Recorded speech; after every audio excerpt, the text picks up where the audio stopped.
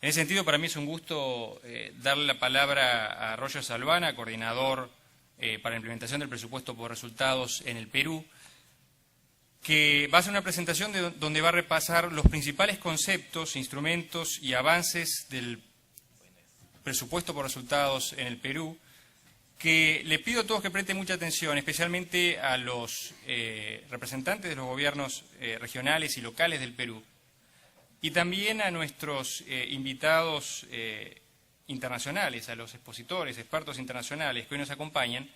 Creo que es una muy buena oportunidad para conocer los desarrollos que se están haciendo en el caso del Perú, contrastar también con las experiencias de los otros países que vamos a estar escuchando durante el transcurso de la tarde y durante todo el día de mañana.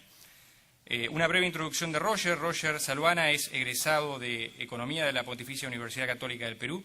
Cuenta con una maestría en Administración Pública por la Universidad de Syracuse, en Nueva York.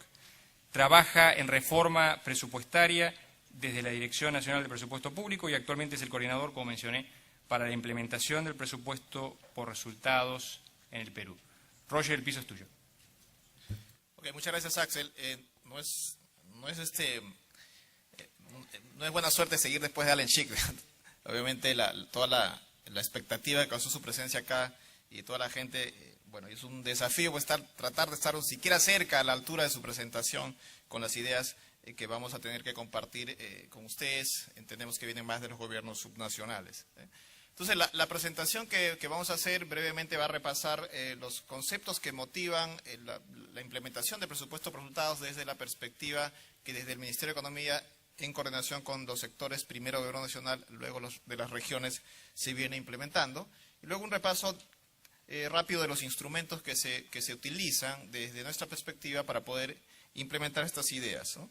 Van a ver que las fuentes inspiradoras son bastante parecidas y de hecho se inspiran pues en las ideas que vienen de la experiencia internacional y de los pensadores de reformas presupuestarias de años precedentes y gente que ha escrito sobre reformas. Entonces las ideas que están acá, algunas ya las mencionó el profesor Schick, y creo que la coincidencia es muy feliz en este caso, quiere decir que estamos más o menos en el camino correcto. La presentación se inicia con una reflexión breve de lo que es presupuestar, ¿no? Desde el punto de vista del libro de texto, si queremos, presupuestar consiste en la asignación de recursos escasos entre fines alternativos con propósito de lograr objetivos determinados con criterios de eficiencia, eficacia y equidad, ¿no? Esto es lo que dice el libro de texto y en teoría es lo que debiéramos estar haciendo o lo que debiera hacerse en procesos de presupuestación. Sin embargo, la realidad nos dice que no funciona así exactamente de esa manera, ¿no? Porque lo que dice la literatura y también la experiencia, no se han desarrollado ni se aplican metodologías específicas que te permitan tomar la más vieja pregunta de presupuesto. ¿Por qué darle más fondos a esta línea de acción A en vez de esta línea de acción B?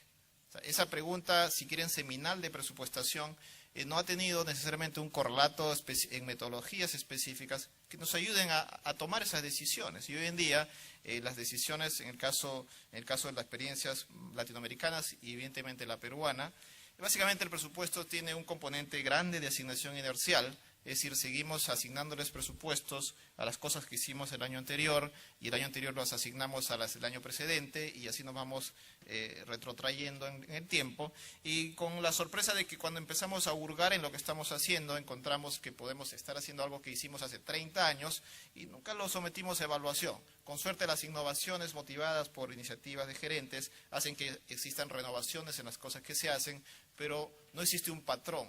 Es decir, se hacen y a veces por azar, pero básicamente sustentado en un enfoque inercial, ¿no? Y esto creemos que es aplicable a cualquier nivel de gobierno. Ciertamente en nivel subnacional es más sencillo romper esta inercia porque hay una mayor cercanía con la ciudadanía, como bien decía el profesor Schick, ¿no?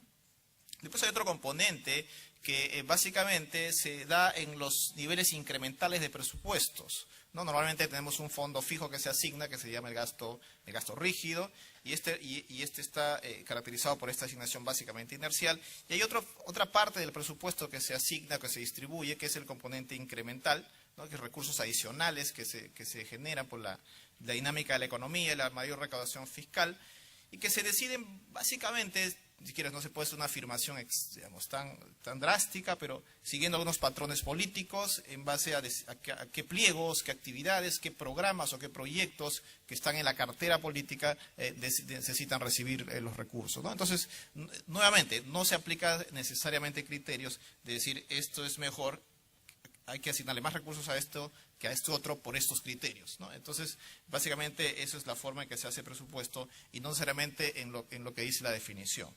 Y en este proceso, lo que dice también la evidencia es que los excluidos, aquellos que no tienen voz en el proceso, que pueden ser personas individuales, pueden ser los más pobres, la gente que no tiene acceso a bienes y servicios fundamentales o a las que aquejan con mayor morbosidad los problemas, no participan en esta toma de decisiones, o sea, no dicen su voz y no se escucha su voz.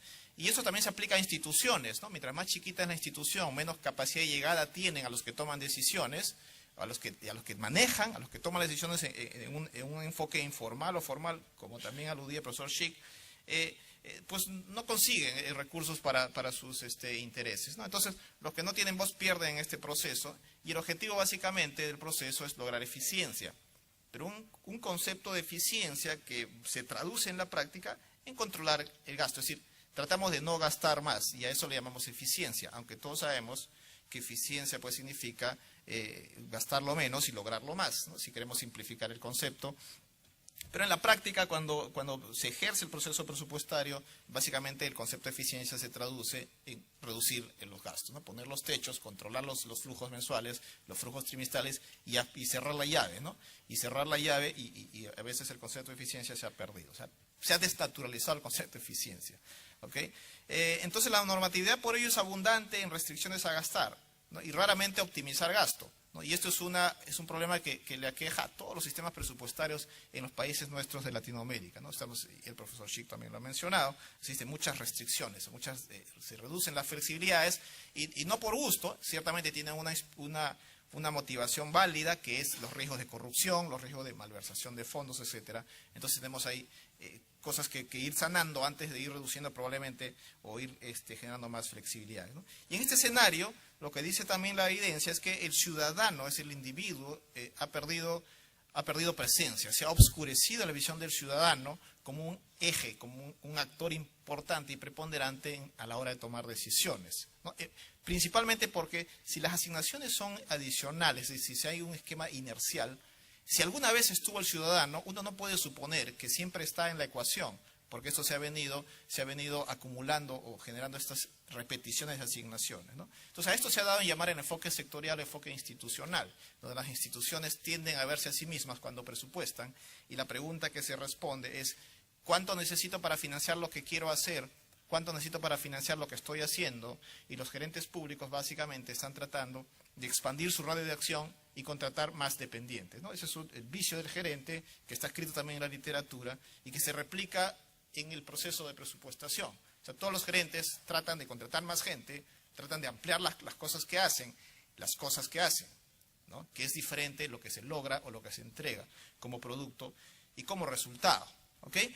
Entonces, otro concepto que se pierde en este proceso es el de eficacia o efectividad, ¿no? Dependiendo de cómo hagamos el énfasis en la palabra.